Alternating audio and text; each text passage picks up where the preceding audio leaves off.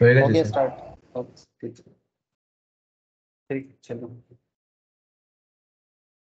अच्छा तो सुमित जी, हम लोग क्लास में क्या कर रहे थे, हम लोग बात चल रहा था ऑप्शन मार्केट में।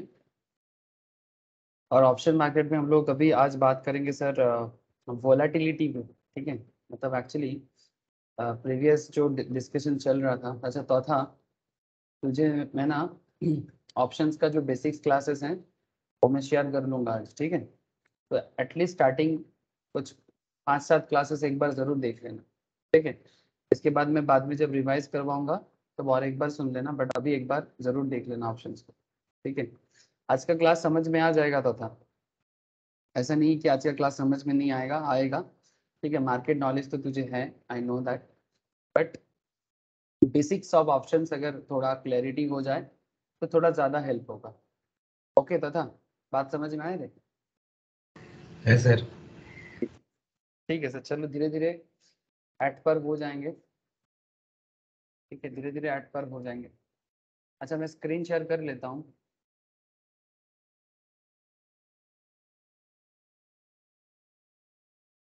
अच्छा आज मार्केट का क्या हालत है अमित जी, देखा आपने? सर मार्केट आज डाउन गया। हाँ, लगातार 2 दिन अप देने के बाद फॉरेन मनी इंडियन मार्केट में आ रहा था तो मार्केट अप गया, बट आज मार्केट डाउन चला गया। पता है क्यों हुआ ऐसा? आप लोगों को पता है ऐसा क्यों हुआ? अचानक से ट्रेंड तो अच्छा ही दे रहा था, बट अचानक से एक मार्केट में कंफ्यूजन क्रिएट हुआ, मार्केट अप नहीं जा रहा है। सर फेडरल रिजर्व ने रेट हाइक किया। फेडरल रिजर्व मतलब यूएस का जो आरबीआई है, आरबीआई ने रेट हाइक कर दिया। मतलब जैसे हमारे यहाँ पर तो ये आरबीआई है तो एक वहाँ से। हफ्ता हाँ बोलिए। एक हफ्ता पहले किया था सर। ये तो एक हफ्ता पहले किया था। हाँ वही जो रेट हाइक के बारे में एक हफ्ता पहले तो बोल रहा था करेगा। ठीक है, अब कर दिया, नहीं अब नहीं, कर कर दिया। चुका था, ऑलरेडी ऑलरेडी कर चुका था। एक हफ्ता लेकिन पहले ही किया। हाँ, लेकिन उसका इफेक्ट जो है वो अब आके बेसिकली मतलब उसको देख रहा था इंडियन मार्केट। ठीक है, अब उसको देख रहा था तो धीरे धीरे उसी का इफेक्ट अभी आया। ठीक है, उसी का इफेक्ट अभी आया। ये रिसेंट न्यूज़ है, बिकॉज इन्फ्लेशन मुश्किल कर रहा है यूएस में। इन्फ्लेशन को कंट्रोल करने के लिए यूएस मार्केट मतलब फेडरल रिजर्व ने अपने कॉमर्शियल बैंक या फाइनेंशियल इंस्टीट्यूशंस के ऊपर जो रेट हाइक है, जो हमारे इंडिया में भी कुछ दिन पहले कुछ मंथ्स पहले आरबीआई ने भी किया, सिमिलर टाइप में यहाँ पर भी हुआ है। तो कहने का मतलब है, ये बात हम लोग क्लास में उस दिन बात कर रहे थे कि यूएस तो मार्केट को थर्सडे को थोड़ा। किया था सर। थर्सडे को किया ये था जो ना? फेड रेट आप बात कर, हाँ ये हाँ फेड रेट हाँ बात कर एक हफ्ता पहले किया, हम तो बोल रहे हैं आपको कि हाँ, पहले एक वही। हफ्ता पहले ही कर चुका है। उसका इफेक्ट ये मार्केट का तो ये डेली है सर, अप डाउन तो होता ही रहता है। नहीं ये इफेक्ट नहीं रिसेंट है। आज का जो डाउनफॉल है ना, इसके पीछे मार्केट हाइक का है। मार्केट एक्चुअली ये मार्केट को देखता है तुरंत। देखो इंडियन मार्केट है, ये इमोशनल हो जाता है थोड़ा, लेकिन ये यूएस मार्केट में रेट हाइक का जो इफेक्ट है ना, ये इंडियन मार्केट को समझ में नहीं आ रहा था। सर ठीक है। जहां तक मेरे को लगा है ना कि बैंक निफ्टी देखिए अपना 52 वीक्स हाई चला गया, 41,500 चला गया है। हाँ ठीक है, तो बैंक निफ्टी नीचे जाएगा और निफ्टी में वेटेज सब बैंक निफ्टी का ऑलमोस्ट 35% है। बैंक हाँ निफ्टी नीचे जा रहा है, इसके वजह से निफ्टी 50 में नीचे जा रहा है। हाँ, बैंक निफ्टी देखो क्योंकि वही वो पूरा अपना अपना पूरा रेजिस्टेंस में चला गया, पूरा रेजिस्टेंस तोड़ दिया, अब वो नीचे जाएगा। अब रीटेस्टिंग होगा सर। हाँ ऑब्वियसली रीटेस्टिंग होगा, और हम लोग ऐसे ही बात कर रहे थे कि अभी थोड़ा बहुत फिर से आप जोन में रहेगा, उसके बाद मार्केट अपने आप को वापस ट्रैक में लाएगा। अब थोड़ा सा देखने का टाइम है ये। ठीक है, ये रिट्रेस करेगा और उसके बाद इतना जल्दी तो आगे नहीं जाएगा। अब बैंक निफ्टी गिरने के थर्टी पीछे यूएस का रीजन थर्टी काम कर रहा है। 39,000, ऑलमोस्ट 39,000 से वापस रीटेस्टिंग होगा, फिर ऊपर जाएगा। अक्टूबर महीना में फिर ऊपर जाएगा, फिर तोड़ेगा रेजिस्टेंस को अपना। हाँ, ये तो होने वाला है, ये तो होने वाला है।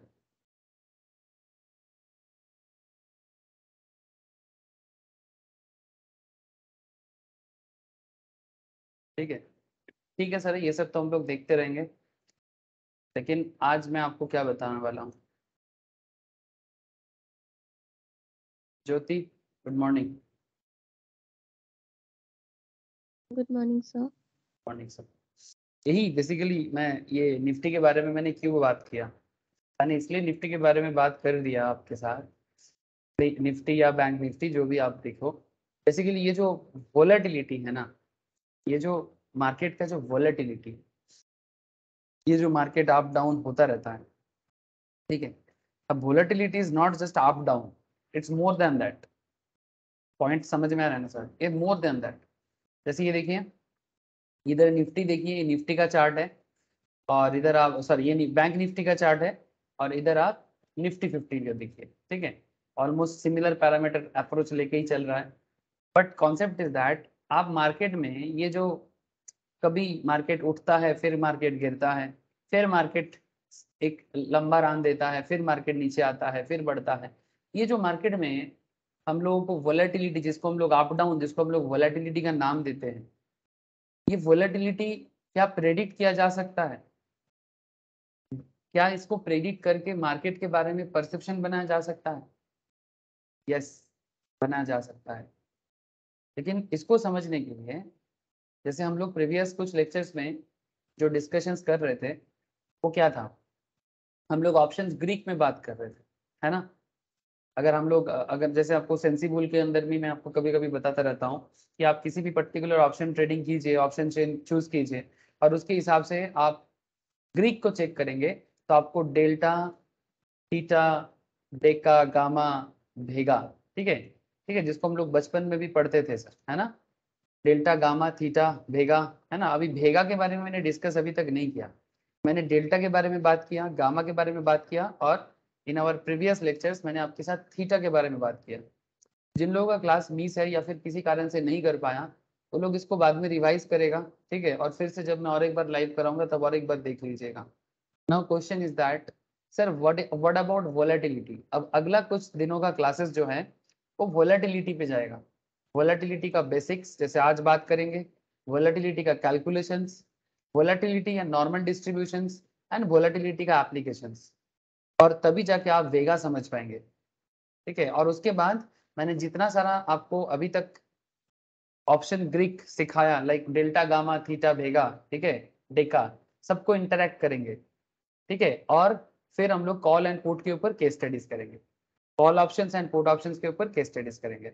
मतलब case studies in the sense real life में हमारे सामने क्या क्या सिचुएशंस आ सकता है, और उस सिचुएशंस में हमें क्या करना चाहिए। ऐसे तो इसके बारे में पहले भी बात किया, बट ये क्या हो जाएगा, सारा टॉपिक कंप्लीट होने के बाद एक रैप अप बोल सकते हो आप, ठीक है, it's like a wrap up.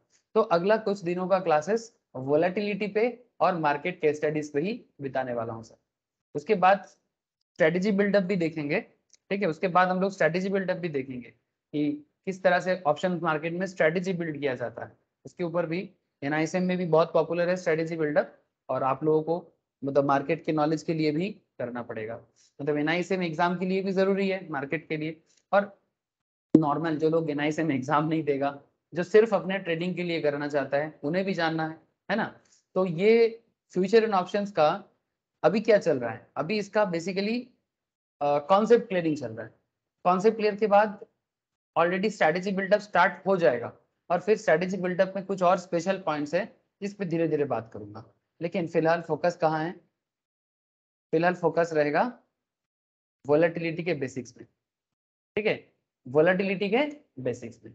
अब आपके मन में चल रहा है सर वोलेटिलिटी क्या है। मैं लास्ट दिन थोड़ा सा स्टार्ट किया था, लेकिन कोई बात नहीं, मैं फिर से एक बार रिपीट करूंगा और आपको धीरे धीरे वोलेटिलिटी के अंदर लेके जाऊंगा, ठीक है। और इसमें वोलेटिलिटी को अंडरस्टैंडिंग के लिए हमें एक स्टैटिस्टिकल पैरामीटर को हेल्प लेना होगा। Statistical parameter in the sense, statistical parameter in the sense there is a concept of SD. आप लोग सिग्मा के बारे में भी सुने हो, ठीक है, standard deviation. Standard deviation it's a very popular statistical tools, जिसको यूज करके मार्केट का जो रेंज है ना, कि भाई मार्केट अगला 6 महीने में, अगला 2 महीने में, अगला 1 साल में मार्केट किस रेंज से किस रेंज के अंदर घूम सकता है, इसका आइडिया आपको मिलेगा। जैसे अगर आप निफ्टी को चेक करें, ठीक है, अगर मैं इसको और थोड़ा सा कॉन्सोलिडेट करता हूँ, आप यहाँ पर देख सकते हैं कि निफ्टी लास्ट 1 साल में कहाँ से कहाँ तक गया है, और जब जब गया है उसका किस रेंज में हाई गया है, फिर किस रेंज में लो गया है, मतलब किस रेंज के अंदर निफ्टी अल्टीमेटली रहा है, ये हम लोग आसानी से यहाँ से देख सकते हैं, है ना। सिमिलर पैरामीटर में इसको प्रेडिक्ट भी किया जा सकता है, और जो एक ट्रेडर को बहुत हेल्प करता है, जो एक ट्रेडर को बहुत हेल्प करता है। और ये प्रेडिक्शन का जो कॉन्सेप्ट है, इसमें एक स्टैटिस्टिकल टूल काम करता है। ये जो प्रेडिक्शन का कॉन्सेप्ट है इसमें एक स्टैटिस्टिकल टूल काम करता है, और उस स्टैटिस्टिकल टूल का नाम क्या है कि भाई निफ्टी, जैसे यहाँ पर हम लोग अगर देखें निफ्टी मोटा मोटी लास्ट एक साल में ऑलमोस्ट 15,000 से 18,000 के बीच में घुमा फिरा है। ठीक है, अब यही चीज आप कितना लेवल तक प्रेडिक्ट कर सकते हो कि मार्केट 15,000 से 18,000 या 16,000 से 18,000, ठीक है, एक साल के अंदर कितना दूर तक जा सकता है, कितना उसका अपर लेवल रहेगा और कितना उसका लोअर लेवल रह सकता है, इसको प्रेडिक्ट करने का जगह है मार्केट में। ठीक है, मतलब along with the delta gamma theta, ठीक है, ऑप्शन ग्रीक के अलावा इवन ऑप्शन ग्रीक के साथ साथ आप और एक चीज है जो आपको मैं बताने जा रहा हूँ। ठीक है, तो जैसे जिन लोगों ने प्रीवियस लेक्चर्स में डेल्टा गामा थीटा कवर कर चुका है, ठीक है, अब हम लोग एक्सप्लोर करने जा रहे हैं वेगा। बट वेगा को एक्सप्लोर करने के लिए आपको एक बार समझना होगा market volatility. Try to understand sir, if you understand vega, ठीक है, वेगा के बारे में आप लोग बचपन में सुने होंगे, है ना, डेल्टा के बारे में भी सुने होंगे, गामा के बारे में भी। जो लोग इकोनॉमिक्स पढ़ता है मेरे पास, इकोनॉमिक्स का क्लास जो लोग करते हैं वहाँ पर डेल्टा का यूज बहुत होता है। फाइनेंस में भी जो लोग फाइनेंस का भी क्लास करता है, डेल्टा गामा का यूज देयर इज। ठीक है, थीटा वेगा फाइनेंस के अंदर उतना दिखता नहीं है, बट वेगा और ये सब का यूज आपको फाइनेंस में, मतलब ये भी फाइनेंस है, ये फाइनेंस का एप्लीकेशन एरिया है, ट्रेडिंग मार्केट में इसका बहुत बड़ा यूज है। तो बेसिकली ये क्या है, मैथमेटिकल एप्लीकेशन, इसको हम लोग अप्लाइड मैथ्स भी बोल सकते हैं। क्वेश्चन इज दैट हम लोग इतने प्रीवियसली क्या क्या चीज पढ़ के आए, जैसे कि आपको याद होगा जो लोग क्लास में थे, जैसे the rate of change of option premium concerning the change in volatility, मतलब वोलेटिलिटी कितना होगा मार्केट में, उसके बेसिस में प्रीमियम में चेंज होता है। अब जिसको जैसे चौथा को थोड़ा सा मुझे लगता है दिक्कत होगा, ठीक है, अब ये प्रीमियम का खेल क्या है, इसके लिए हमें ऑप्शन चेन में जाना पड़ेगा, है ना। अगर हम एनएससी में ऑप्शन चेन में जाते हैं तो हमें ऑप्शन चेन नजर आएगा। तो मैं आप यहाँ पर कोई भी स्टॉक चूज कर सकते हो या फिर निफ्टी या बैंक निफ्टी चूज कर सकते हो। जैसे bank Nifty is very popular and you can go with any individual stock also. Now question is that इसमें जो प्रीमियम वैल्यू चेंज होता रहता है, ये देखिए चौथा देखते हुए चीज तक, तो इसको बोलते हैं स्ट्राइक प्राइस। चौथा को थोड़ा दिक्कत होगा। जैसे स्ट्राइक प्राइस मतलब अगर आप आज की डेट में कोई पर्टिकुलर स्टॉक में ट्रेडिंग के लिए कॉन्ट्रैक्ट करते हो, ठीक है, और क्या फ्यूचर में वो उस लेवल में जाएगा जिस लेवल में आप सोच रहे हो। इट्स लाइक दैट, थोड़ा बेसिक पढ़ना थोड़ा इजी हो जाएगा। बट कहने का मतलब है अगर किसी को, जैसे अभी मार्केट मोटा मोटी 17,950 के आसपास चल रहा है, ठीक है, और अगर आप ऑलमोस्ट सेम रेंज पे स्ट्राइक लेते हो, ठीक है, तो ये हिट करने का चांसेस थोड़ा ज्यादा है। तो कहने का मतलब है जितना दूर आप सोचोगे उसका प्रीमियम वैल्यू भी उतना रहेगा। अगर आप देखोगे कि मार्केट में प्रीमियम वैल्यू सॉरी मार्केट में अगर स्ट्राइक प्राइस 15,000 से 16,000 रेंज में चल रहा है, आप देखो यहाँ पर प्रीमियम वैल्यू जो है, मतलब जिसको लेके बेसिकली ट्रेड करना पड़ता है, ट्रेड क्या करना पड़ता है आपको, प्रीमियम इंटू लॉट देना पड़ता है। पूरा अमाउंट जमा करने का जरूरत नहीं होता, premium value into lot size, इसके बेसिस में हम लोग एक्चुअली ट्रेड लेते हैं। ये बेसिक्स है, ठीक है। तो जो लोग बेसिक्स ऑलरेडी कर चुके हो दे ऑल अंडरस्टैंड कि हो क्या रहा है, ठीक है। Now question is that sir ठीक है वो सब तो धीरे धीरे समझ में आ जाएगा, बट आप मुझे इतना बता दो वोलेटिलिटी कैसे समझना है। ठीक है सर, चलो मैं और पुराने बातों पे नहीं जाता, बेसिक्स एक बार प्लीज कर लीजिएगा। सर Now, कॉन्सेप्ट से हम लोग वोलेटिलिटी समझ सकते हैं क्या, जो काल हाँ बता। हाँ, जो लास्ट दिन मैं बता रहा था उसी को उसको कंटिन्यू करना है, उसको बाकी है सर। लास्ट दिन जो मैं बता रहा था स्टैंडर्ड डेविएशन, उसी से वोलेटिलिटी समझेंगे, ठीक है। अभी वोलेटिलिटी में बात हुआ नहीं था, मैं तो जस्ट एक एग्जांपल रखा था, और उसके बाद एक्चुअली उससे पहले मैं थीटा कवर कर रहा था ना, तो मैं जस्ट स्टार्ट किया था। मैं और एक बार रिपीट कर रहा हूँ वही बात, ठीक है, वही बात रिपीट कर रहा हूँ, और फिर आगे जाके मैं आपको वोलेटिलिटी का मार्केट इफेक्ट पे क्या काम करता है, स्टैंडर्ड डेविएशन कैसे कैलकुलेट करके आप वोलेटिलिटी को अंडरस्टैंड कर सकते हो, ठीक है, उसके बारे में मैं बताने वाला हूँ। तो थोड़ा सा वेट कर जाओ सर, अभी जल्दी जल्दी आ जाएंगे, ठीक है। एक बार कनेक्ट तो करने दो, ठीक है। समझ में आ रहे हैं प्रिया, बोलो। हाँ सर, हाँ सर, ठीक है। तो नॉर्मली मार्केट में जो ट्रेंड है सर, ठीक है, मार्केट में जो ट्रेंड है उस मार्केट ट्रेंड में क्या कहा जाता है, मार्केट ट्रेंड में ये देखा जाता है कि वोलेटिलिटी का बात जब भी आता है, अगर किसी को भी पूछा जाता है तो वो लोग ऐसे रिएक्ट करता है कि रिएक्शन कुछ ऐसा रहता है कि वोलेटिलिटी मतलब अप डाउन, ठीक है, market up down, but it's not just an up down, it's not just an up down. तो उसी को फिक्स करने के बारे में मुझे आज बात करना है कि वोलेटिलिटी सिर्फ अप एंड डाउन नहीं है, ठीक है, मतलब अप डाउन क्यों है, उसके पीछे भी कुछ रीजन काम करता है, कुछ स्टैटिस्टिकल फ्लो काम करता है। अगर आप पेशेंसफुली देखेंगे ना तो आपको धीरे धीरे वो भी समझ आ जाएगा। So here is the agenda. अब क्या क्या है, we will understand what volatility really means, understand how to measure volatility, practical applications of volatility, understand different types of volatility and understand वेगा। तो ये जो 4 ऑप्शन ग्रीक होता है, डेल्टा, गामा, थीटा, वेगा, डेका, उसमें वेगा का कॉन्सेप्ट आपको तभी क्लियर होगा जब आप वोलेटिलिटी समझें। तो जब तक वोलेटिलिटी कवर नहीं करते तब तक आपको वेगा का जो कॉन्सेप्ट है उसके लिए वेट करना पड़ेगा, ठीक है।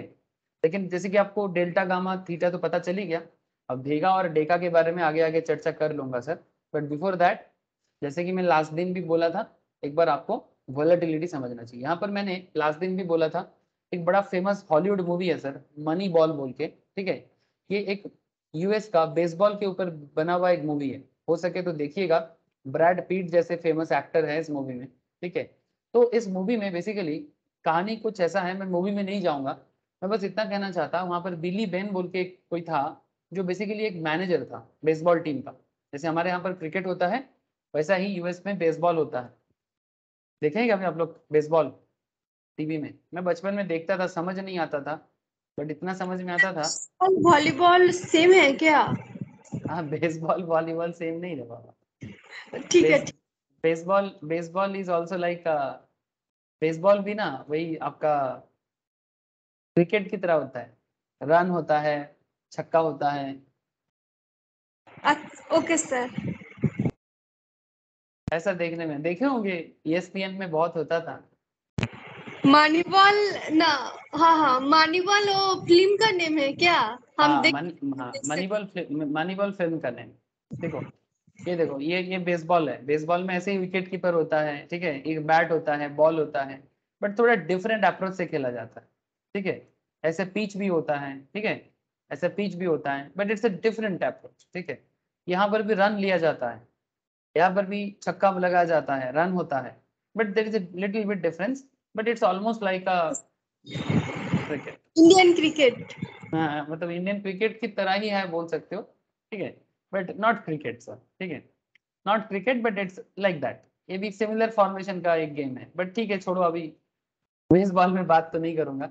बस इतना कहना चाहता हूँ कि इस मूवी में बेसबॉल के ऊपर दिखाया गया था, और उसमें बिली बिन बोल के कोई एक फेमस मैनेजर था, जिसने उनको एक्चुअली क्या ढूंढना था, they leverage the power of statistics, उनको वहां पर वो स्टैटिस्टिक्स का पावर को यूज किया और आइडेंटिफाई कर रहा था relatively low profile but extremely talented baseball player. Statistics के बेसिस में लो प्रोफाइल बट टैलेंटेड प्लेयर ढूंढ रहा था मार्केट से। तो हमें भी कुछ वैसा ही करना है इन स्टॉक ट्रेडिंग, हमें भी कुछ वैसा ही करना है कि हमें लो प्रोफाइल, बट लो प्रोफाइल मतलब जिसको ज्यादा वैल्यूएशन नहीं है, ज्यादा लोग उसको लेके बात नहीं करता है, लो profile but extremely talented baseball player जैसे यहाँ पर ढूंढा गया। हमें भी एक्सट्रीमली एफिशिएंट मार्केट रिटर्न देने वाला ट्रेडिंग ऑप्शन ढूंढना है, ठीक है। आगे आगे ऑप्शंस में आ जाएंगे सर, थोड़ा सा उससे पहले मैं आपको क्रिकेट के बारे में बात कर लेता हूँ, क्रिकेट या बेसबॉल जो भी बोलो। अब इसमें हुआ क्या था, इनको एक ऐसा प्लेयर चाहिए जो टैलेंटेड होगा बट लो प्रोफाइल होगा, ठीक है। तो से फॉर एग्जाम्पल हम लोगों ने यहाँ पर एक, सर ऐसा क्यों? टैलेंटेड होगा बट लो प्रोफाइल से ही होना चाहिए, ऐसा क्यों? सर देखो, जब कोई भी पर्टिकुलर बिजनेस या कोई पर्टिकुलर स्टॉक लो यस प्रोफाइल में होता है, लो प्रोफाइल में होता है, low profile in the sense, एक सर। सिंपल एग्जांपल देखो, जैसे मानो कि रिसेंटली, जैसे मैंने आपको कुछ एग्जांपल, जैसे मानो रिसेंटली अगर मैं अदानी के बारे में बात करूं, अदानी विल्मर जब मार्केट में आया था, ठीक है, अदानी विल्मर जब मार्केट में आया था तो इस टाइम पे इसका शेयर का दाम चल रहा था 200, 200, 220, 6 मंथ्स बैक, लेकिन अभी अदानी विल्मर चल रहा है 711 पे, ठीक है। तो आपको इस टाइम पे खरीदना ज्यादा अच्छा रहता, या फिर अगर आप 200 में खरीदते तो ज्यादा अच्छा रहता? 200। तो जब 200 में था तब कंपनी के बारे में एक लो प्रोफाइल क्रिएट हुआ था ना। हाँ सर, लेकिन 200 और 750 में उतना भी डिफरेंस नहीं है। 200 750 में बहुत डिफरेंस है सर। हाँ, 200 और 2000 होता तो बड़ा डिफरेंस होता। क्या बात कर रहे हो सर? पर शेयर में 500 का 500 टका पर शेयर का प्रॉफिट। वो हाँ, तो विद इन 6 मंथ 1000। 442% का रिटर्न विद इन 6 मंथ्स कोई नॉर्मल बात नहीं है सर। बट कहने का मतलब ये है, जैसे और एग्जांपल लो, बहुत सारे एग्जांपल है, जैसे मानो आइचर मोटर, ठीक है। आइचर मोटर रॉयल एनफील्ड बनाने वाला, ये जिस टाइम पे अगर आप इसको 5 साल पहले भी देखते, ये अगर आप इवन कोरोना पीरियड में भी अगर आप इसको देखते, 1300 का शेयर चल रहा था, 1300 का। अभी 3500 का शेयर चल रहा है। 2014 में ये 300 400 का शेयर चल रहा था, अभी 3500 3600 का शेयर चल रहा है। So try to understand. हाँ बोलो प्रिया, कुछ कह रहे हो? हाँ सर, बहुत डिफरेंस। हाँ, बहुत वही मैं बोल रहा हूँ कि ये यही बात है सर। एक अच्छा ट्रेडर होने के नाते, एक अच्छे इन्वेस्टर होने के नाते आपको हमेशा ना उस टाइम पे इन्वेस्ट करना चाहिए, उस टाइम पे ट्रेड करना चाहिए जिस टाइम पे कोई उस पर्टिकुलर स्टॉक के बारे में सोचता भी नहीं प्रॉपरली। मतलब लेकिन आपको उसका पोटेंशियलिटी समझ में आ जाता है कि भाई नहीं, इस स्टॉक में दम है। जब बाकी लोग उतना नजर नहीं दे रहा है, जब मार्केट में वो बुलिश नहीं हुआ है, जब मार्केट में उसको लेके बात नहीं हो रहा है, आपको उससे पहले ढूंढना है, ठीक है। जैसे आपको पता नहीं होगा शायद, विराट कोहली, ठीक है, जब 2009-10 में जब विराट कोहली टीम पे आया था ना, तो मैं तब कॉलेज में था, 9-10 के आसपास।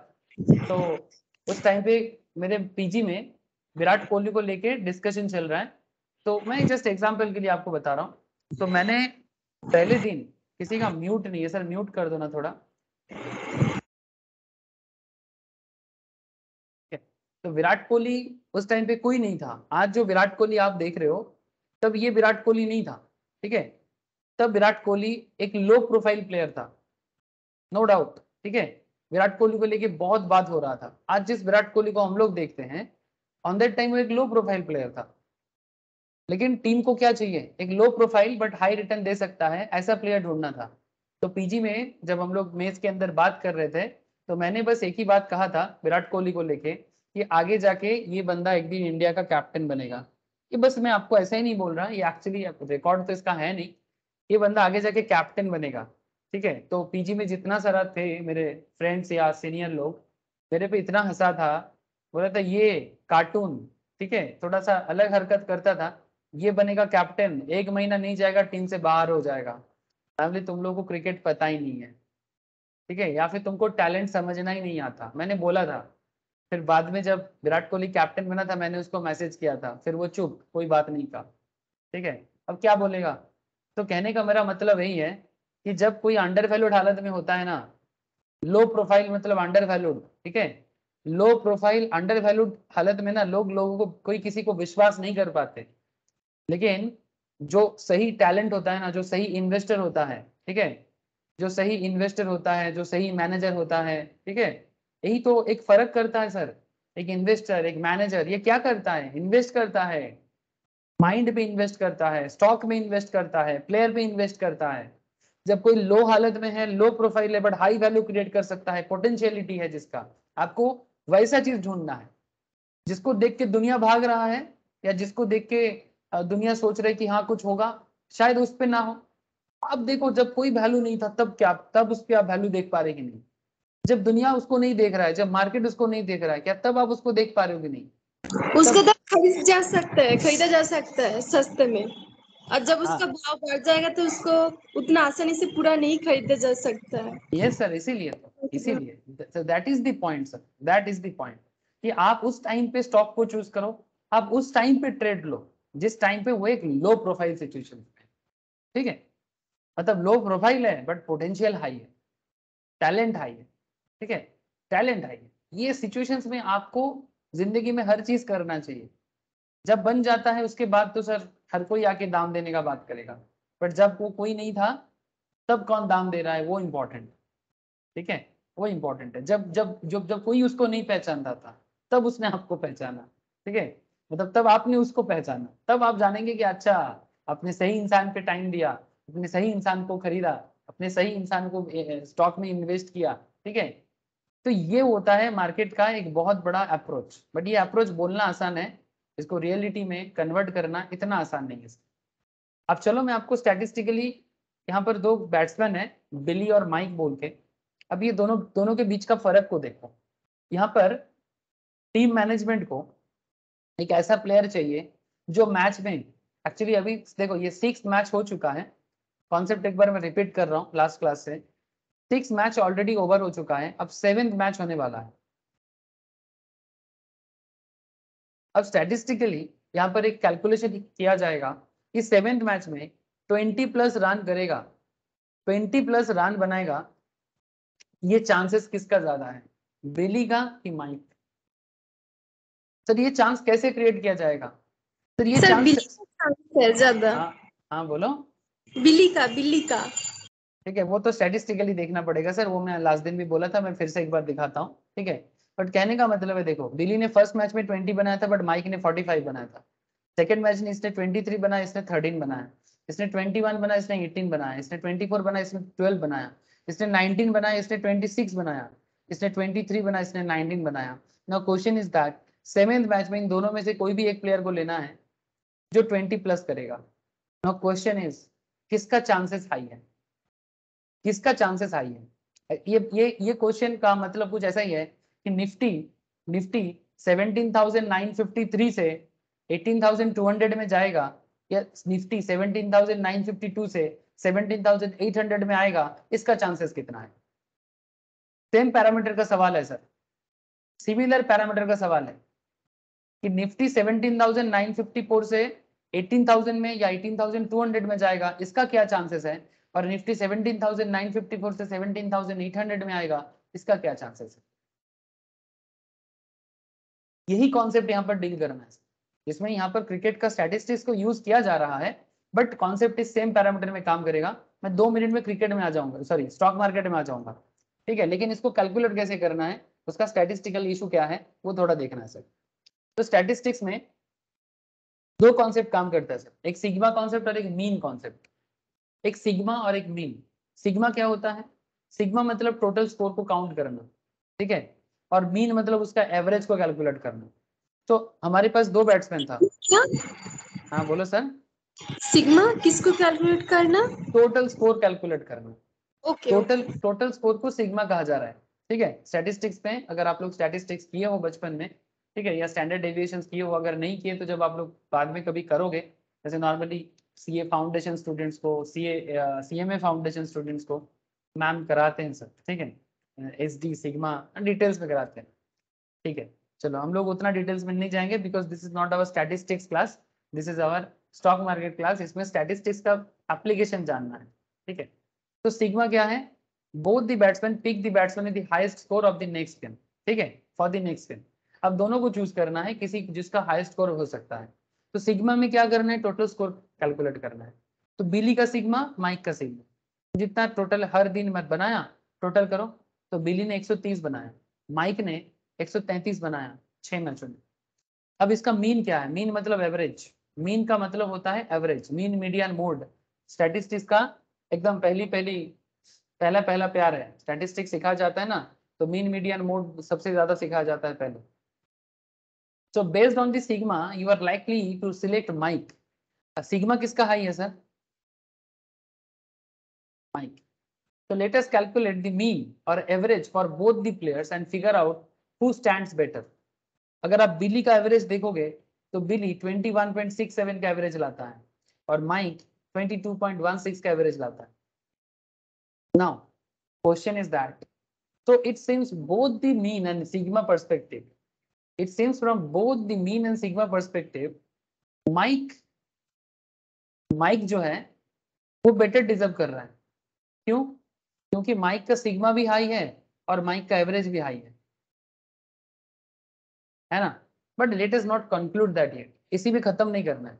Remember the idea is to select a player अब प्लेयर 2 मिनट में स्टॉक में बदल जाएगा सर, ऑप्शन चेन में बदल जाएगा, वेट कर जाओ।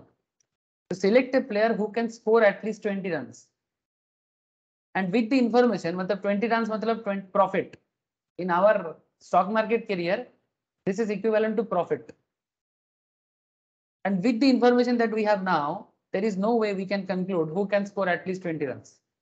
So therefore let's do some further investigation.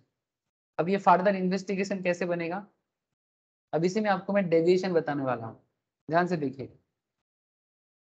जैसे स्टॉक मार्केट में भी हम लोग ऐसे ही मार्केट अप डाउन को देखते हैं, ठीक, जैसे यहाँ पर आप निफ्टी अप डाउन को देख रहे हैं ना, अगर मैं इस रेंज को एवरेज मान के चलूँ 16,800 को, तो आप देखिए कभी यहाँ पर, ठीक है, कभी ये यहाँ से यहाँ तक आया मार्केट, ठीक है, निफ्टी आगे बढ़ा, फिर नेगेटिव भी हुआ, फिर उसी एवरेज के नीचे रह गया, फिर क्रॉस करके ऊपर भी गया, ठीक है, फिर ऊपर ही जा रहा है। तो ये जिस तरह का देखने में आ रहा है, कुछ वैसा ही आपको यहाँ पर देखने को मिलेगा, कुछ वैसा ही आपको यहाँ पर भी देखने को मिलेगा। हाँ सर, पता है ना, वैसा ही देखने को मिल रहा है ना, एग्जैक्टली सर।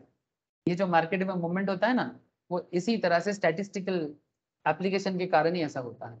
अब इसमें क्या देखना है, इसमें ये देखना है कि सबसे पहले तो हमें यहाँ पर देखना है, डायग्राम को देखना है कि बिली और इसको माइक को, आप स्टॉक समझो, आप सोचो कि बिली एक स्टॉक है, माइक एक स्टॉक है। तो हम लोग अगर बिली को देखे और माइक को भी देखे, तो जस्ट हमें यहाँ पर ये देखना है कि दोनों का एवरेज कितना था, दोनों का मोटा मोटी एवरेज था। बिली का एवरेज कितना था, 21.67। याद करो थोड़ा, ये 21.67 कोई पर्टिकुलर रन को छोड़ के आप स्टॉक के साथ भी सोच सकते हो, 21.67 इज अ प्राइस रेंज भी सोच सकते हो। तो बिली का 21.67 उसका एवरेज है, तो ये रहा आपका 21.67 का एरिया। अब यहाँ पर ये देखना है, तो सीरीज एवरेज बिली का है 21.67। नाउ क्वेश्चन इज दैट कि बिली अपने एवरेज से ज्यादा रन बनाएगा या कम रन बनाएगा, इसका चांसेस कब कब हो सकता है।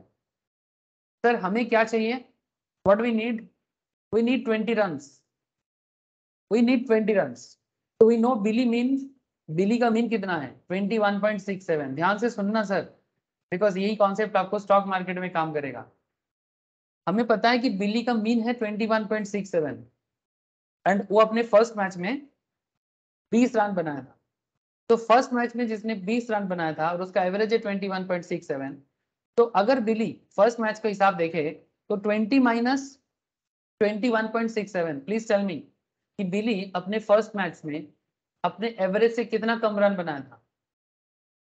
ज्योति, चौथा, सुमित जी, कितना बनाया था, प्रिया बोलो। 1.67 माइनस, वेरी गुड सर, ठीक है। अब देखो आप, ये नेगेटिव 1.67 था, ठीक है, मतलब अपने फर्स्ट मैच में अपने एवरेज से भी 1.67 नीचे था। In other words he scored 1.67 runs lesser than it's average. जैसे कि निफ्टी का भी ऐसा होता रहता है, या पर्टिकुलर कोई स्टॉक में भी ऐसा होता रहता है। सेकेंड मैच में उसने 23 बनाया, कितना ज्यादा बनाया, 1.33 extra, meaning he scored 1.33 runs more than his average score. Now question is that, अब इसको अगर आप प्लॉट करोगे हर एक पॉइंट में, हमें मिनिमम कितना चाहिए, हमें एवरेज के आसपास देखना है, और वो पर मैच में कितना रन बनाया है। एवरेज है 21.67, अब एवरेज से फर्स्ट मैच में 1.67 नीचे था, सेकेंड मैच में 1.33 हाई चला गया, ठीक है, फिर थर्ड मैच में उसने 21 बनाया, 0.67 नीचे आ गया, फिर फोर्थ मैच में उसने 2.33 एक्स्ट्रा बनाया, 24 में चला गया, फिर उसने 2.67 नीचे आ गया, 19 में आ गया, फिर उसने 1.33 प्लस करके 23 बनाया। इस तरह से उसका पूरा खेल चलता गया, अपने एवरेज स्कोर से वो अप डाउन होता गया, ठीक है, अपने एवरेज लाइन से वो अप डाउन होता गया।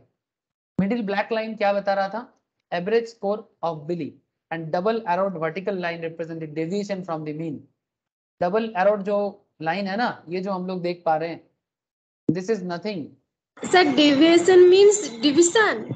नहीं, वही तो समझाना सर। देखो डेविएट मतलब अपने एवरेज पॉइंट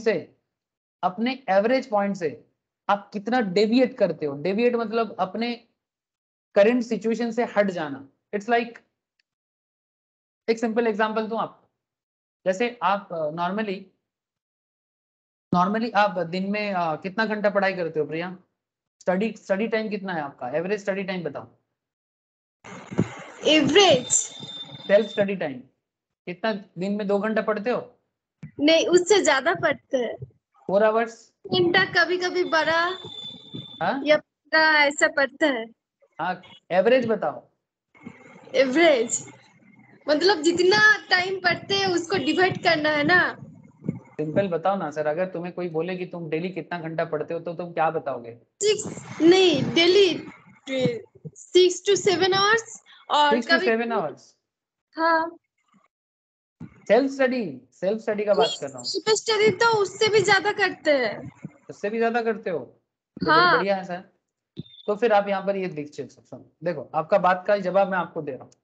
अगर आप डेली 6 to 7 आवर्स पढ़ते हो, ठीक है, ये आपका एवरेज है, ठीक है।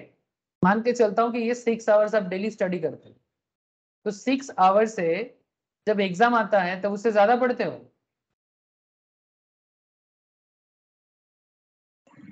हाँ, जब एग्जाम आते हैं तब तो हम जाने आने खाने बस में सब जगह पे पढ़ते रहते हैं। ठीक है, उससे जस्ट ज्यादा 15 घंटा 16 घंटा पढ़ते ही है एग्जाम के पहले। एग्जैक्टली कुछ ऐसा ही है कि नॉर्मली आपका एवरेज अगर 6 आवर्स है और अगर आप एग्जाम टाइम में 8 घंटा पढ़ते हो तो आपने 2 घंटा डेविएट कर लिया ना, इसको बोलते हैं डेविएशन। आपका रेगुलर सिचुएशन से आप अपने आप को कितना डेविएट देखते हो। 6 घंटा की जगह 8 घंटा हो गया, और जब भी एग्जाम दूर होता है आप 6 घंटा की जगह 4 घंटा भी पढ़ते हो। ऐसा होता है सर, यह आपके साथ ही नहीं, यह हर किसी के साथ होता है। तो आपका एक average period of education time है, स्टडी टाइम है। इसके बाहर जब जब एग्जाम टाइम आ जाता है, इमरजेंसी आ जाता है, करियर में कुछ करने का मन हो जाता है, ठीक है, जिंदगी में कुछ कर दिखाने का जोश आ जाता है, तब आप 6 की जगह 8 घंटा 10 घंटा भी स्टडी टाइम करते हो। लेकिन जब आपका जोश कम हो जाता है, एग्जाम दूर है, जिंदगी में अर्जेंसी नहीं है, जिंदगी में कुछ कर दिखाने का जोश नहीं है, तो 6 घंटे की जगह 4 घंटा आ जाता है। तो ये जो आप डेविएट कर रहे हो ना अपने स्टडी टाइम पे, इसी को बोलते हैं डेविएशन। बात समझ में आया सर? हाँ सर, एकदम। बस यही है। अब यही है डेविएशन। अब मार्केट में भी जैसे यहाँ पर बिली का स्कोर में डेविएशन आया, ठीक है, सिमिलरली मार्केट में निफ्टी में भी डेविएशन आता है, बैंक निफ्टी में भी डेविएशन आता है, किसी पर्टिकुलर स्टॉक में भी डेविएशन आता है, ठीक है, किसी पर्टिकुलर स्टॉक में भी डेविएशन आता है। जैसे मैं रिसेंटली अगर आपको मैं एक स्टॉक दिखाता हूँ, पेटीएम, ठीक है, ये पेटीएम रिसेंटली बड़ा ही इधर उधर हुआ है, ठीक है। नॉर्मली इसका अगर मैं रिसेंट लास्ट ऐसे बहुत दिन स्टॉक मार्केट में आया नहीं सर, हार्डली 3-4 महीना हुआ है इसका आते हुए, और थोड़ा सा और ज्यादा होगा। तो मोटा मोटी अगर आप इसका एवरेज देखोगे तो ये मोटा मोटी 600 650 लास्ट, अगर मैं ये वाला रेंज बता रहा हूँ, ठीक है, इसमें इसका एवरेज लाइन क्या है, वही 675 समथिंग, ठीक है। तो ये देखो, बीच में एक बार ये 800 समथिंग चला गया था, लेकिन वापस एवरेज के आसपास वापस में चल रहा है, ठीक है। तो कहने का मतलब है कि पेटीएम लेटेस्ट ट्रेंड में कितना डेविएट कर रहा है अपने एवरेज प्राइस लाइन से। पेटीएम कितना डेविएट कर रहा है? जैसे जब ये वाला हुआ था ना, तब पेटीएम के बारे में कुछ पॉजिटिव मार्केट में चला था, तभी पेटीएम 800 में चला गया था। लेकिन अगर आप थोड़ा पुराना कहानी देखें पेटीएम का, थोड़ा पुराना कहानी देखें, पुराना मतलब थोड़ा और पीछे जाओ, तो पेटीएम देखो स्टार्ट हुआ था 2000 समथिंग से, और गिरते गिरते गिरते गिरते गिरते गिरते यहाँ पर आके रुका। क्वेश्चन इज दैट जब उसका मार्केट में नेगेटिविटी चालू हो जाता है, वो अपने पॉइंट से, एक्चुअली इसका स्टार्टिंग पॉइंट था, अगर इसको समझना है ना तो इस जोन से समझ, ये वाला जोन से समझ। जब पेटीएम मोटा मोटी मार्केट में एक स्टेबल स्टॉक की तरह आ गया, जब इसके बारे में कोई ज्यादा न्यूज नहीं था, बीच बीच में कुछ न्यूज आता रहा, बीच बीच में कंपनी के बारे में कुछ खबर आता रहा, तब ये अपना उसके हिसाब से उसके अकॉर्डिंगली वो मार्केट में अपने आप को दिखाता रहा, ठीक है। जैसे मैंने यहाँ पर पेटीएम के बारे में एक ट्रेड था, मैंने क्लास में भी बोला था कि मोटा मोटी यहाँ पर 2-3 ट्रेडिंग ऑप्शंस पेटीएम दिया था, ठीक है। एक 500 550 जोन में दिया था, एक 600 को जोन में दिया था, और रिसेंट ट्रेड में 680 के आसपास में भी एक ट्रेडिंग के लिए काफी अच्छा जोन क्रिएट किया था। मैं क्लास में भी डिस्कस किया था इससे पहले भी, पेटीएम का वैल्यू, शेयर वैल्यू इतना क्यों कम हो गया था? क्योंकि उसको कोई यूज नहीं कर रहा था उस वक्त, इसलिए? नहीं, उसके पीछे बेसिकली रीजन था, एक तो पेटीएम अभी भी लॉस मेकिंग कंपनी है, ठीक है, अभी भी पेटीएम प्रॉफिट नहीं कर पाया। 2026 में जाके प्रॉफिट करेगा, ये अजम्पशंस है। सेकंड थिंग, आरबीआई का पेटीएम बैंकिंग लाइसेंस है उसके पास, पेमेंट बैंक का। आरबीआई ने उसके ऊपर कुछ कंप्लायंस रिगार्डिंग मतलब प्रॉब्लम क्रिएट कर दिया था कि पेटीएम को कुछ फाइल जमा करना था, पेटीएम टाइम पे नहीं किया, तो इस रिगार्डिंग कुछ उसके ऊपर रेस्ट्रिक्शन आ गया था, इसलिए धड़ाधड़ पेटीएम पे कॉन्फिडेंस नीचे गिरा और जरूरत से ज्यादा वैल्यूएशन हो गया था। मतलब मार्केट इसको सही नहीं थी, सही नहीं लगा मार्केट को पेटीएम का दाम 2000 से ऊपर सही नहीं लगा, इसलिए मार्केट उसको नीचे गिरा दिया। मार्केट को जो पसंद आता है ना, मार्केट वही करता है।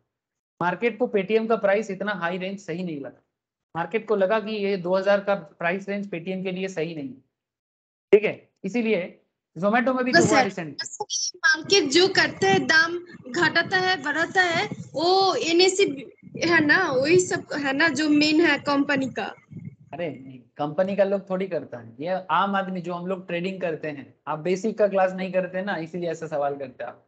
मतलब सभी हम जो आम इंसान है सभी ऐसे करते हैं, मतलब सभी का यही सोच आ रहा था, इतना बढ़ गया पेटीएम का, ज्यादा अच्छा नहीं है, सभी को लग रहा था इसका मतलब। मैक्सिमम लोग जैसा सोचेगा मार्केट में वैसा बिहेव होगा। मैक्सिमम पब्लिक, मैक्सिमम जिस सबसे बड़ा बात, जिसका पैसा कंपनी में है, वो क्या सोच रहे हैं वो बड़ा इंपॉर्टेंट है। अगर आप कंपनी का इन्वेस्टर हो और अगर आपको कंपनी पे भरोसा नहीं है, तो कंपनी का स्टॉक धड़ाधड़ धड़ाधड़ गिरना चालू हो जाए। और अगर आप कंपनी का इन्वेस्टर हो और आप और ज्यादा स्टॉक खरीदना चाहते हो, तो आपका स्टॉक, जैसे एक टाइम पे पेटीएम में भरोसा नहीं था, और उसके बाद पेटीएम पे भरोसा आया ना, जब पेटीएम 500 550 जोन में आया, उसके बाद पेटीएम पे भरोसा आया बोल के ही तो पेटीएम 700 800 जोन में वापस आया, क्योंकि लोग यहाँ पर बाई करना चालू कर दिए। लेकिन यहाँ पर लोग सेल कर रहा था, इसीलिए पेटीएम गिरते गिरते गिरते गिरते 550 में आया। ठीक है, पेटीएम का कहानी, मुझे फंडामेंटल्स का बात है, अब उसके अंदर नहीं जाना है सर, मैं आपको बस कुछ बात करते करते कर देता हूँ।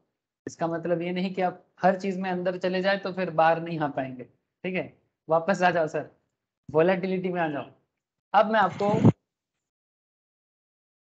अब आपको मैं कहाँ लेके जा रहा हूँ, देखो अब इसमें हमको डेविएशन कैलकुलेट करना है, वेरिएंस कैलकुलेट करना है, ठीक है।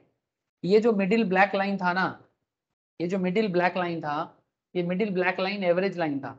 Middle black line represent the average score of Delhi and the double arrowed vertical line represent the deviation from the mean. ये जो बाकी सब है ना, ये मीन से, एवरेज लाइन से कितना डेविएट कर रहा है इसको बता रहा है। Now for each of the match played we will go ahead and calculate another variable, जिसको कहते हैं वेरिएंस। अब वेरिएंस में बहुत कुछ है, थोड़ा देखिए सर,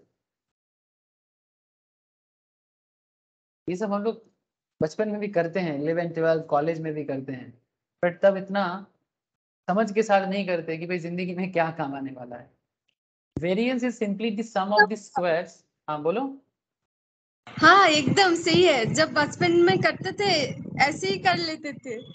हाँ ठीक है, तो अभी सुन ले, पूरा बात सुन लो, ठीक है। Variance is simply the sum of the squares of the deviation divided by the total number of observations. This may sound scary, but it's not. We know the total number of observation in this case happens to be equivalent to the total number of matches played. तो हम लोग यहाँ पर कितना match देखे, 6 match देखा, ठीक है। अब वेरिएंस कैसे कैलकुलेट होगा देखो sir, variance can be calculated as, sir पहले वाला वेरिएंस कितना था, 1.67 में नेगेटिव था, ठीक है, और वेरिएंस को हमेशा सिग्मा स्क्वायर कर दिया जाता है, ठीक है, वेरिएंस को सिग्मा स्क्वायर कर दिया जाता है। अब इसीलिए जितना वेरिएंस आ रहा है, 1.67 कैसे आया बोलो तो, अरे वही उसका एवरेज स्कोर था 21.67, बट 20 उसका फर्स्ट मैच का स्कोर था ना, उसका फर्स्ट मैच का स्कोर था 20, लेकिन उसका एवरेज स्कोर रहा 21.67 बिली का, तो 20 और 21.67 में वेरिएंस कितना, 1.67 का। अब इसको अगर हम लोग स्क्वायर कर दे, जो सिग्मा स्क्वायर का फॉर्मूला है, 1.67 का होल स्क्वायर कर देंगे। सिमिलरली सेकेंड मैच में उसने 1.33 का पॉजिटिव वेरिएंस रहा, फिर उसका 0.67 का वेरिएंस रहा, फिर 2.33 का वेरिएंस रहा, फिर 2.67 का वेरिएंस रहा और लास्ट में 1.33 का वेरिएंस रहा। ये वेरिएंस किससे हुआ? 21.67 जो उसका एवरेज स्कोर था, एवरेज स्कोर से पर मैच ने बिली का स्कोर में ये अप एंड डाउन लगा रहा।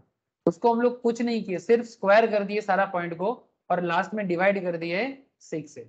वही है variance. Variance is simply the sum of the squares of the deviation divided by the total number of observations. Observations कितना है? 6। तो अगर आप सारा अमाउंट को टोटल करोगे तो आपको मिलेगा 19.33। उसको आप डिवाइड करोगे तो आपको मिलेगा 6 क्यों? क्योंकि 6 मैच खेला गया है, 6 मैचेस इज देयर। अब अगर 19.33 को 6 से डिवाइड करोगे तो आपको मिलेगा 3.22। Now what is this 3.22? We will define another variable called standard deviation. We will ये क्या निकला? 3.22 इज द वेरिएंस। अब इस पे हम लोग को अभी अनदर वेरिएंस कैलकुलेट करना है जिसका नाम है स्टैंडर्ड डेविएशन। अब ध्यान से सुनिए सर, हम लोग सर ये स्क्वायरिंग किए हैं क्या आप? हाँ बोलो। सर ये इससे पहला वाला है -1.67, इसका स्क्वायर किए है ना? हाँ स्क्वायर, ये स्क्वायर ही किया जाता है, स्क्वायर वेरिएंस करके ऐड स्क्वायर करके सब ऐड किए ना, तब आया स्क्वायर करके सारा। हाँ 19.33। जी जी, 1.67 का स्क्वायर कर दीजिए, ठीक है। 1.33 का स्क्वायर, 1.67 का स्क्वायर, सारा स्क्वायर करके ऐड करना है और डिवाइडेड बाय ऑब्जर्वेशंस, कितना मैच खेला आपने उसके ऊपर। स्टॉक मार्केट में इसको नंबर ऑफ डेज से देखा जाता है। आगे आता हूँ सर, स्टॉक मार्केट में आ जाऊंगा, जल्दी आ जाऊंगा। अब इसमें 3.22 आपका वेरिएंस निकल रहा है सर, ठीक है। Further you will define another variable standard deviation. अब स्टैंडर्ड डेविएशन कैसे कैलकुलेट करते हैं? Root over variance. So the standard deviation for Willy is square root of 3.22। मतलब आप रूट ओवर 3.22 कर दो, देखो तो कितना आता है। 3.22 को एक बार रूट करो तो कितना आएगा?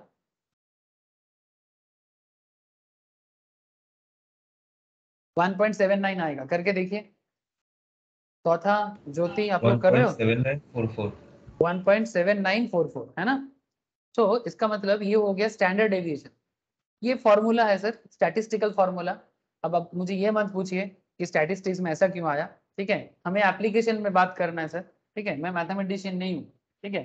बस मैथमेटिकल प्रयोग आपको दिखा रहा हूँ कि क्या हो रहा है। अब इसका यूज देखो, ठीक है। Standard deviation equals to root over variance. So the standard deviation for Viri is square root of 3.22। So 3.22 को जब रूट ओवर कर दिए तो हमें मिला 1.79। लाइकवाइज सिमिलर पॉइंट में हम लोग माइक का भी कैलकुलेट कर सकते हैं, जैसे हमने बिल्ली का किया। तो ये आपका होमवर्क रहेगा, आप ट्राई कीजिएगा करके। आपको मिलेगा डेविएशन में, स्टैंडर्ड डेविएशन मिल जाएगा आपको 11.18। आप करके देखिएगा सर, ठीक है। स्टैंडर्ड डेविएशन आएगा आपका 11.18, ठीक है। अब इसको हम लोग पुट करते हैं सर, ध्यान से देखना। Sigma mean and SD. बिल्ली का सिग्मा कितना? 130। माइक का सिग्मा कितना? 133। कैसे आया था? पर मैच रन टोटल करके। मीन कैसे आया था? जितना टोटल मैच में रन बनाया, टोटल रन को नंबर ऑफ मैचेस से डिवाइड कर दिए एवरेज निकालने के लिए। तो हमें मिल गया था 21.6 और इधर आ गया था 22.16। एसडी कैलकुलेट करके मैंने बिली का दिखाया आपको 1.79। माइक का सर बिली और माइक का सिग्मा देखिए और मीन देखिए, दोनों बहुत ही क्लोज है। तो एसडी में कुछ ज्यादा डिफरेंस नहीं आ रहा आपको? 1.7 बिली का, माइक का 11.18। अच्छा आप करके देखिएगा ना, आप करके देखिएगा। सिंपल तो है, ठीक है।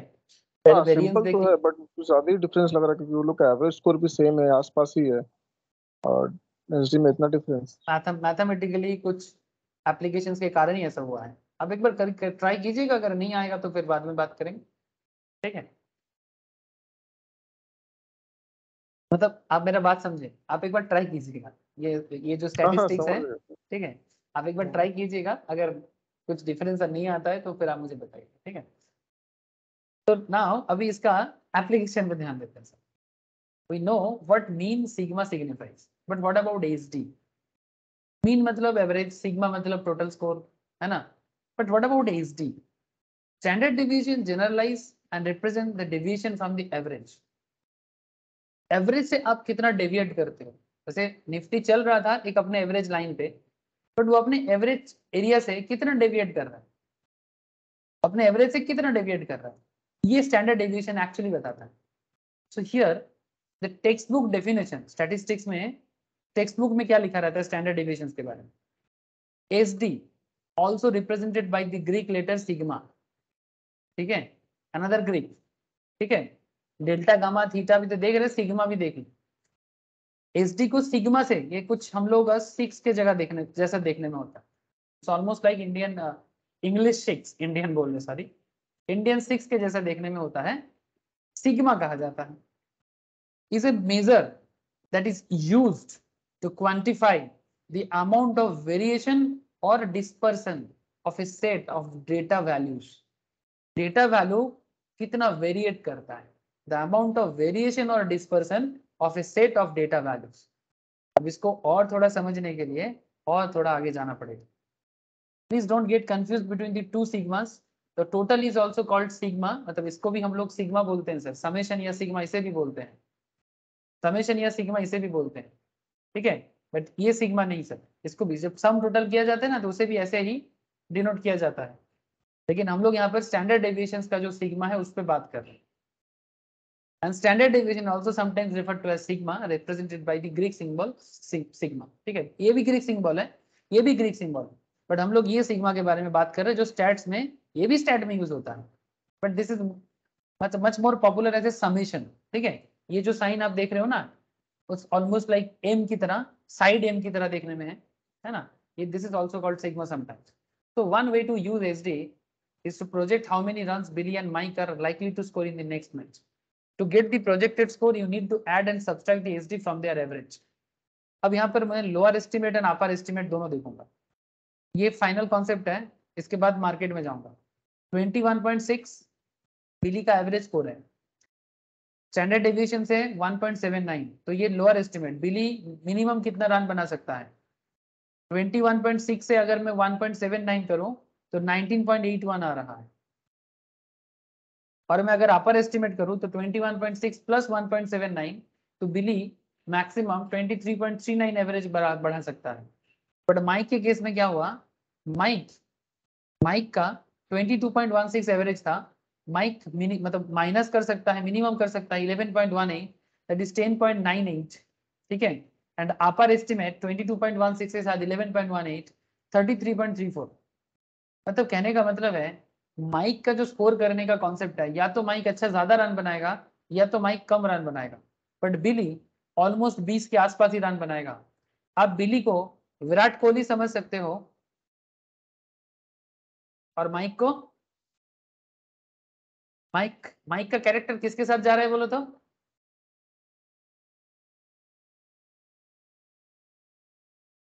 सर रोहित शर्मा के साथ जा रहा है। अगर आप विराट कोहली या रोहित शर्मा का एवरेज देखोगे ना कुछ ऐसा ही देखोगे।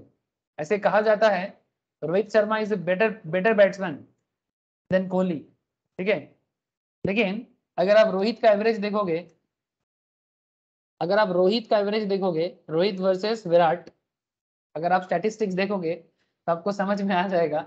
ये देखो sir, just look at sir, Rohit Sharma T20 में देखो, ये भी 3237 रन बनाया, इसने 3244 रन बनाया, ये 88 मैच में बना, ये 112 मैच में बना है, एवरेज में ये 51.49 है, ये 33.37 है।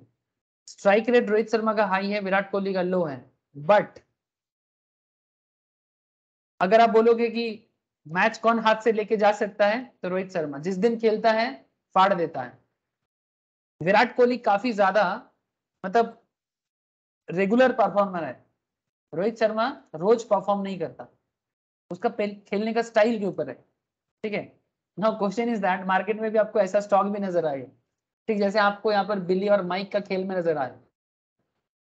सर आपको मैं सुमित जी को हाँ वो क्या शेयर था कोहली और रोहित का, शेयर क्यों होगा, ये क्रिकेटिंग कॉम्पिटिशन में था ना, स्ट्राइक प्राइस, इसलिए ये स्ट्राइक रेट था, प्राइस नहीं। Okay okay sorry sir, strike rate था। देखो सर, अच्छा सुमित जी को बस एक चीज बताना चाहूंगा, सुमित जी अगर हम लोग इसका स्टार्टिंग स्टैट देखें ना, स्टार्टिंग स्टैटिस्टिक्स। आप एक चीज ख्याल करेंगे, फर्स्ट मैच में माइक ने 45 बना दिया था, उसका एवरेज जहां पर है 22.16, इसी में डेविएशन ज्यादा नहीं हो गया? हाँ सर। समझ रहे हैं ना, ये खेल खेल गया सर, इसीलिए उसका स्टैंडर्ड डेविएशन इतना हाई हो गया सर। इसलिए बिली का इतना हाई नहीं हुआ क्योंकि बिली इतना डेविएट नहीं किया। ठीक है, अब आप इस चीज को आगे आगे इसका एप्लीकेशन पे देखो। ठीक है, तो मैंने आपको इतना तो समझा दिया कि दोनों का स्टैंडर्ड अपर और लोअर, मतलब स्टॉक मैक्सिमम किस रेंज में जा सकता है या किस रेंज के अंदर रह सकता है। बिली का 19.81 से बिली लोअर कितना जा सकता है 19.81, बिली अपर कितना जा सकता है 23.39, माइक लोअर कितना जा सकता है 10.98, अपर कितना जा सकता है 33.34। ओके, अब ये रहा आपका स्टैंडर्ड डेविएशन का एप्लीकेशन सर। ठीक है, अब इसको हम लोग स्टॉक मार्केट में धीरे धीरे यूज करेंगे। The number suggest that in the upcoming 7th match Billy is likely to get a score anywhere between 19.81 to 23.39, while Mike stands for 10.98 to 33.34. Because Mike has a wide range, it is easy to figure out if he is going to score at least 20 runs, he can either score 10 or 34 or anything in between. However, Billy seems to be more consistent. Billy is like Virat Kohli. Billy का 50 करने का chances ज्यादा है, मतलब 20 करने का chances ज्यादा है। His range is smaller, which means he will neither be a big hitter nor a lousy player. मतलब बहुत slow भी नहीं है और बहुत big hitter भी नहीं है. He is expected to be consistent and is likely to score anywhere between 19 and 23. So in other words, selecting Mike over Billy for the 7th match can be risky. Because 7th match में हमें ऐसा player चाहिए जो 20 run बनाएगा, इसका chances ज्यादा है। आप ही बताओ, 20 रन बनाएगा ऐसा player हमें चाहिए एटलीस्ट। बिली को लेना चाहिए कि माइक को लेना चाहिए, परफॉर्मेंस के हिसाब से, स्टैटिस्टिक्स के हिसाब से?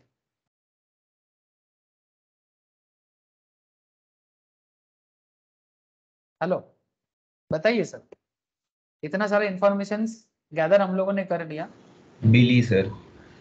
तो नो डाउट बिली को लेने से हम लोग का जो मेन मकसद क्या था, व्हाट इज आवर टारगेट? हम लोग का टारगेट मैच जीतना, स्कोर हाई करना, ज्यादा रन बनाना, हिटर ऐसा नहीं चाहिए, हमें बस 20 रन चाहिए। मेरा टारगेट ये है कि भाई 20 रन बना सकता है ऐसा प्लेयर चाहिए। हम ये नहीं सोच रहे थे कि भाई कौन आके बहुत मार सकता है, जिसके अंदर पावर है, हिटिंग पावर है, हमें ऐसा प्लेयर नहीं चाहिए था। अगर वैसा प्लेयर चाहिए था तो ऑब्वियसली माइक की तरफ जाना चाहिए था, बट हमें 20 रन करेगा ऐसा प्लेयर चाहिए। तो इसमें चांसेस किसका है? इसमें चांसेस बिली का ज्यादा है। Okay, so going back to our original question, which player do you think is more likely to score? Obviously Billy. ठीक है, and Billy is consistent and less risky compared to Mike. So, in principle, we assess the riskiness of these players by using standard deviations. And standard deviation must represent the risk. In the stock market world, we define volatility is the riskiness. Stock market world में हम लोग volatility को riskiness कहते हैं. The riskiness of the stock or an index. एक particular stock, चाहे वो Paytm हो, एक पर्टिकुलर इंडेक्स चाहे वो निफ्टी हो, इसका जो वोलेटिलिटी है ना, इसका जो रिस्कीनेस है, इसको हम लोग वोलेटिलिटी कहते हैं। And volatility as a percentage number, इसको स्टैंडर्ड डेविएशन कहा जाता है। अब चलो, अब हमें क्या देखना है सर? अभी हमको एप्लीकेशन में जाना है, अभी हम लोगों को एप्लीकेशन एरिया में जाना है। मतलब इतना देर से जो क्रिकेट, बेसबॉल दिमाग खराब किए, स्टैंडर्ड डेविएशन, वेरिएंस, अब इसको कैलकुलेट करना है स्टॉक मार्केट। तो चलो, आपके लिए मैंने कुछ फूड फॉर थॉट बनाया। I have picked the definition of volatility from the Investopedia से लिया गया। It's okay. Statistical measure of the dispersion of the returns of given security market index. Volatility can either be measured by using standard deviations or variance between returns from, ठीक है, ये छोड़ो।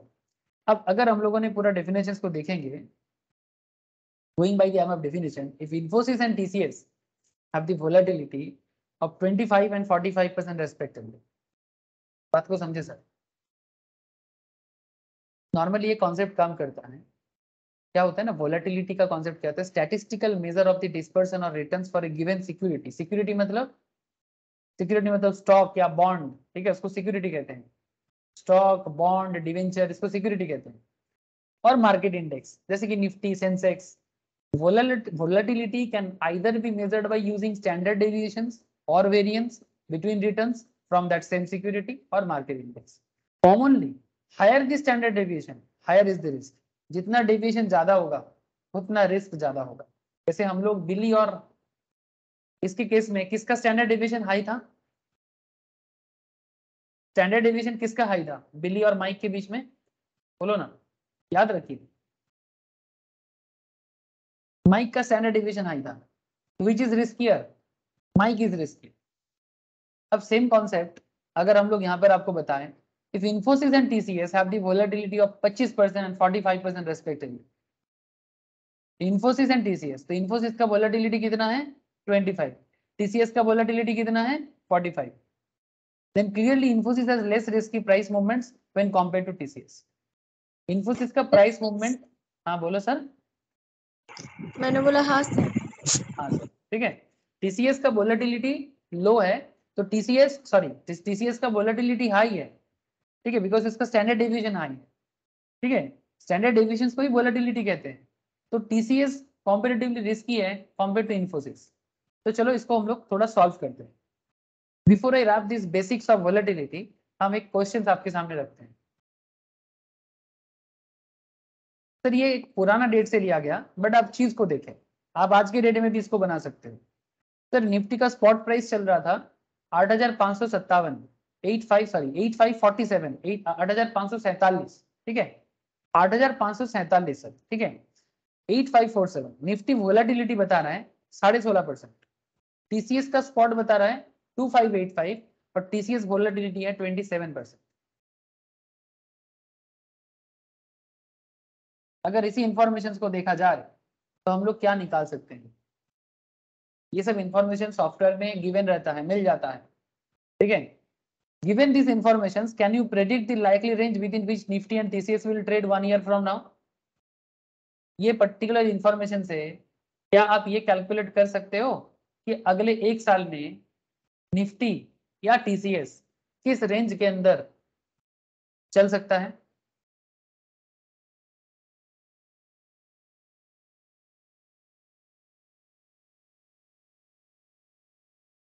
Sir, given these informations, can you predict the likely range within which Nifty and TCS will trade 1 year from now?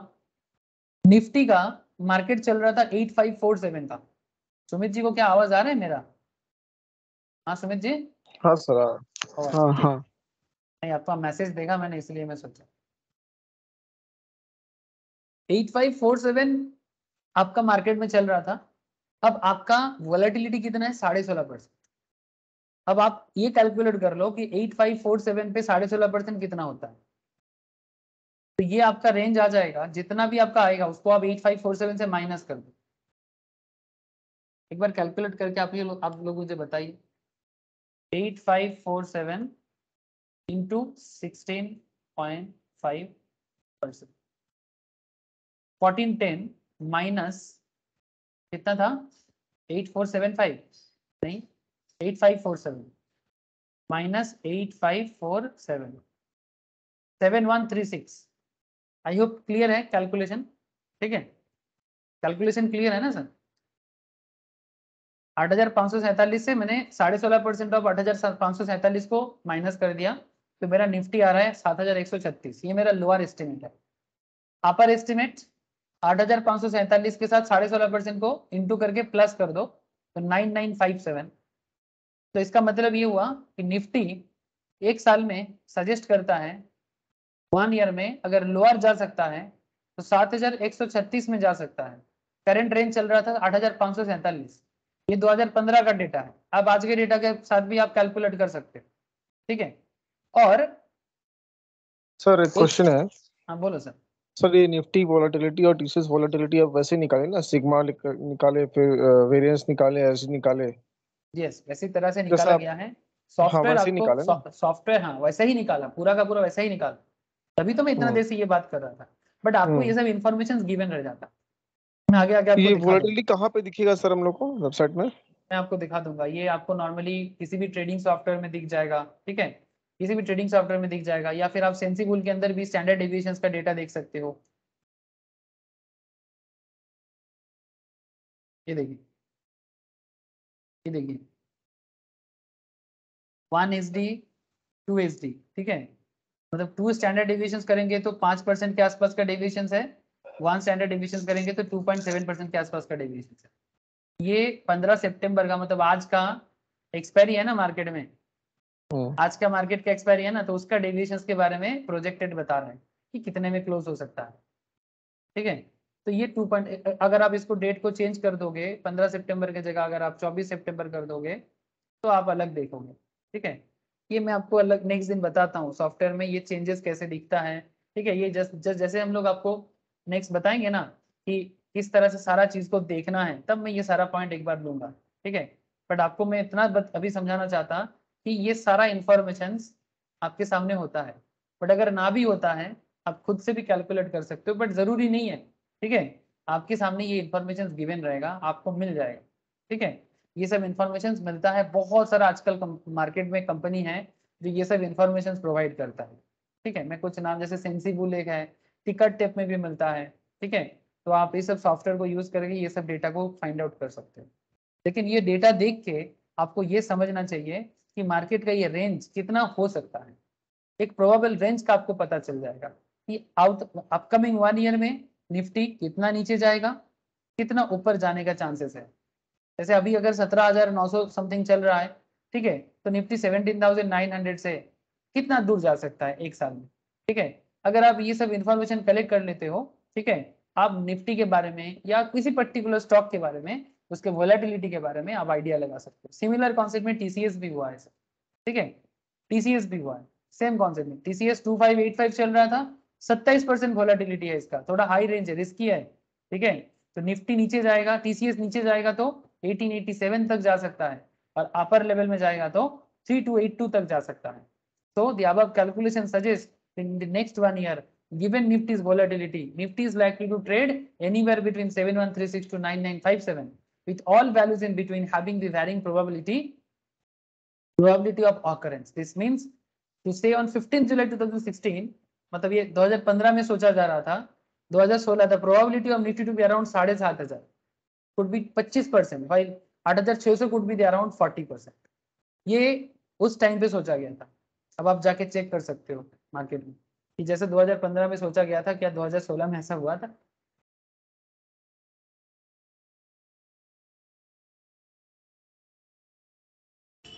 Sir Nifty থেকে তো sir স্টকের volatility এমনি মানে বেশি হবে, কারণ নিফটি তো স্যার গ্রুপ অফ স্টক আর টিসিএস তো একটা ইন্ডিভিজুয়াল স্টক যেহেতু। वेरी गुड पता, वेरी गुड।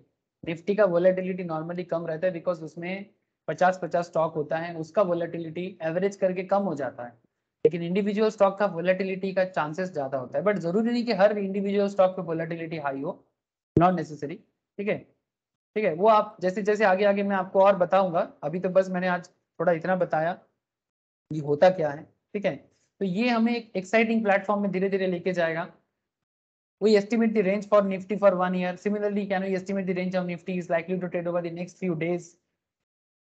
एक साल का सोच सकते हैं तो क्या एक हफ्ता का सोच सकते हैं? The range within which Nifty is likely to trade up to the series of expiry. जो लोग ऑप्शन ट्रेडिंग करता है, फ्यूचर ट्रेडिंग करता है, उनके लिए तो एक साल बहुत बड़ा लंबा टाइम हो जाएगा, तो ट्रेड कैसे करेगा? तो वो वीकली बेसिस में कुछ कर सोच सकता है कि नहीं, मैं बताने वाला हूँ नेक्स्ट क्लास में। If we can do this, then we will be in a better position to identify options that are likely to expire worthless, meaning we could sell them today and pocket the premiums, ठीक है। We figured the range in which Nifty is likely to trade in the next 1 year, but how sure are we? Is there any degree of confidence while expressing this range? How do we calculate volatility? I know we discussed the same either earlier in this chapter, but is there an easier way? Microsoft Excel में कैसे आप volatility देख सकते हो, calculate कर सकते हो? I will discuss. We calculate Nifty's range estimate in volatility as 16%. What is the volatility changes? 16% अभी देखें, अगर चेंज हो गया तो ऐसा थोड़ी ना कि फिक्स रहेगा, तो चेंज होने से आपका क्या होगा? ऐसा इंपॉर्टेंट क्वेश्चंस के साथ नेक्स्ट क्लास में बात करेंगे, ठीक है। Next equity derivative class next week है, ठीक है, नेक्स्ट वीक मंगलवार, ठीक है। Okay sir. ठीक है सर। नेक्स्ट क्लास में ऐसा बात चर्चा चलेगा, लेकिन आज इतना तो हुआ कि वोलेटिलिटी क्या है और वोलेटिलिटी को कैसे यूज करना है वो तो समझना है ना। बताएंगे सर अपकमिंग क्लासेस में डिटेल्स बताएंगे, ठीक है।